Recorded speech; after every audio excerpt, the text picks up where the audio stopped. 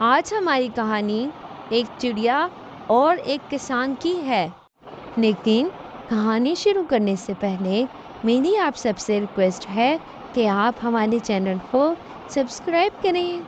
ایک دفعہ کا ذکر ہے، ایک چڑیا نے ایک گنے کھیت میں اپنا گھونسلہ بنایا اور انڈے دیے، اور کچھ ہی دنوں میں ان انڈوں سے بچے نکل آئے، اور ابھی تھوڑے ہی دن گزرے تھے کہ فصل پکنا شروع ہو گئی۔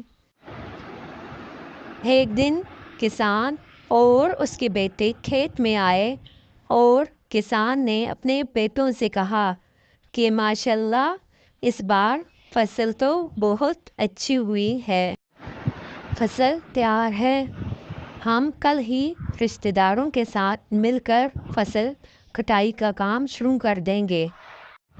شام کو جب چڑیا واپس آئی تو بچوں نے ساری بات چڑیا کو بتائی اور کہا اگر کل فصل کٹ گئی تو ہمارا گھونسلہ ٹوٹ جائے گا، پھر ہم کدھر جائیں گے؟ ابھی تو ہم اڑ بھی نہیں سکتے۔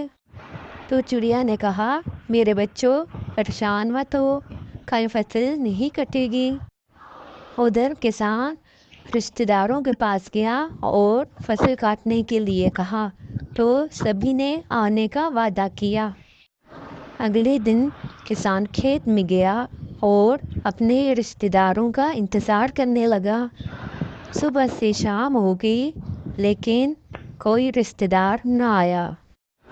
کسان کو اپنے رشتہ داروں کے نہ آنے پر بہت دکھ ہوا، تو کسان نے کہا کہ آج میں اپنے دوستوں سے بولوں گا تو وہ فصل کاٹنے میں ہماری مدد ضرور کریں گے۔ آج پھر جب چڑیا واپس آئی تو بچوں نے ساری بات چڑیا کو بتائی، تو چڑیا نے کہا تم فکر مت کرو، انشاءاللہ کل بھی فصل نہیں کٹے گی۔ اگلے دن کسان کھیت میں آیا اور اپنے دوستوں کا انتظار کرنے لگا۔ آج بھی صبح سے شام ہو گئی لیکن کسان کی مدد کے لیے کوئی نہ آیا، تو کسان کو اپنے دوستوں اور رشتہ داروں کے اس رویے پر بہت افسوس ہوا۔ تو کسان نے اپنے بیٹوں سے کہا کہ ہم کل سے خود ہی فصل کاٹنا شروع کریں گے۔ شام کو جب چڑیا واپس آئی تو بچوں نے ساری بات چڑیا کو بتائی، تو چڑیا نے بچوں سے کہا کہ بچوں اب تیاری کر لو، ہمیں کل صبح ہی یہاں سے نکلنا ہوگا کیونکہ کل فصل ضرور کٹے گی۔ تو بچوں نے ماں سے پوچھا کہ آپ یہ سب کیسے جانتی تھی؟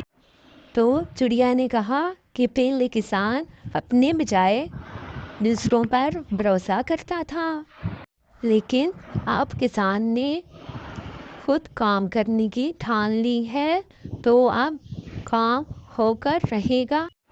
ان 2-3 دنوں میں اب بچے اڑنے کے قابل ہو چکے تھے۔ وہ صبح ہوتے ہی اپنی ماں کے ساتھ جنگل کی طرف اڑ گئے۔ ہمیں اس کہانی سے یہ سبق ملتا ہے کہ ہمیں دوسروں کے بجائے خود پر بھروسہ کرنا چاہیے۔